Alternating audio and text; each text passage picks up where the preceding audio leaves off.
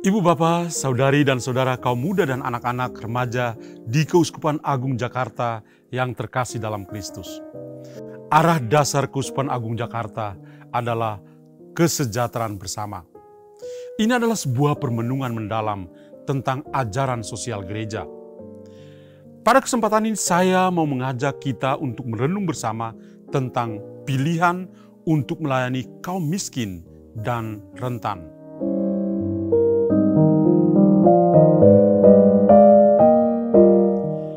Saya itu merasa sentuh ketika memimpin dan mengikuti jalan salib selama masa Prapaskah, selama beberapa tahun terakhir di Keuskupan Agung Jakarta. Singkatan KLMTD, kecil, lemah, miskin, tersingkir, dan difabel, mendapat prioritas dalam pelayanan gereja.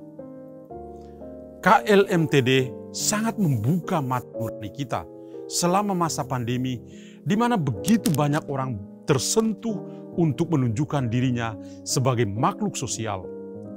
Orang-orang tanpa dipaksa melakukan sharing is caring, berbagi sebagai tanda kepedulian kepada sesama manusia yang lain. Tentu saja, sebuah ujian moral yang mendasar adalah bagaimana nasib anggota-anggota keluarga dan masyarakat kita yang paling miskin dan rentan. Dalam sebuah masyarakat yang dirusak oleh kesenjangan yang semakin dalam antara yang kaya dan miskin, tradisi kita mengingatkan kita akan kisah penghakiman terakhir dalam Injil Matius bab 25 ayat 31 sampai 46 dan memerintahkan kita untuk mendahului kebutuhan mereka yang miskin dan rentan. Tuhan menyapa kita untuk selalu menaruh perhatian kita kepada sesama yang menderita.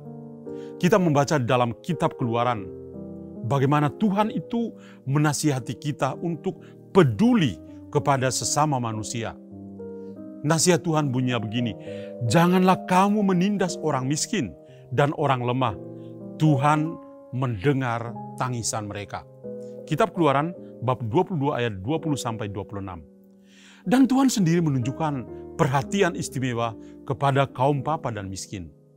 Tuhan Yesus sendiri menyampaikan visi dan misinya bahwa Ia datang ke dunia untuk membawa kabar baik atau Injil kepada orang-orang yang miskin dan tertindas. Injil Lukas bab 4 ayat 16-21. Kita mendengar suara gembala kita.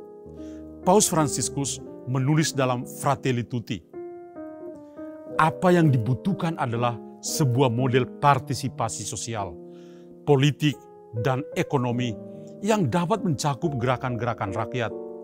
Gerakan-gerakan semacam itu adalah penyair sosial yang dengan caranya sendiri bekerja, mengusulkan, mempromosikan, dan membebaskan.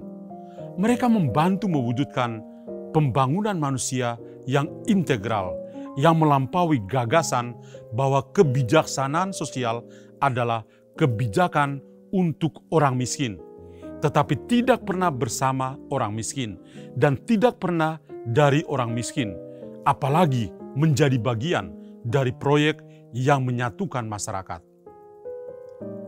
Apa yang harus kita lakukan saat ini? Kita perlu memiliki habitus untuk menjadi sesama bagi mereka yang lemah, yang kecil, lemah, miskin, tersingkir, dan difabel. Bahwa mereka adalah sesama yang miskin dan rentan, maka patutlah kita memperhatikan mereka, karena kita semua senasib dengan mereka. Tuhan memberkati kita semua.